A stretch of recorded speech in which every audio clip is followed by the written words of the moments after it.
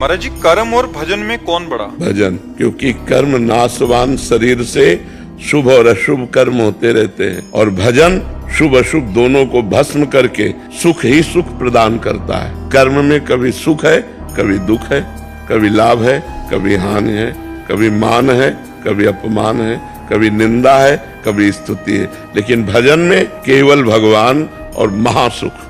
कर्म की ताकत नहीं कि अविनाशी पद प्रदान कर सके, भजन की ताकत है कि वो अविनाशी पद प्रदान करेगा। कर्म तुम्हारा अच्छा से अच्छा बनेगा तो स्वर्ग लोक जाओगे, वहां पुण्य भोग कर फिर मृत्यु लोक आओगे। लेकिन अच्छा भजन बन गया तो भगवान को प्राप्त हो जाओगे। कर्म से बड़ा भजन है। भजन करते हुए कर्म करो तो भगवान की प्राप्ति हो जाएगी। कर्म त्यागी नहीं होता, कर्म फल त्यागी होता है। भजन करते हुए जो कर्म किया जाता है वो भगवान की प्राप्ति कराता है, और जो केवल कर्म किया जाता है वो अवश्य में वो भोक्तव्यम कृतम कर्म शुभाशुभम, शुभ और अशुभ कर्म जो बनेगा उसे भोगना पड़ेगा।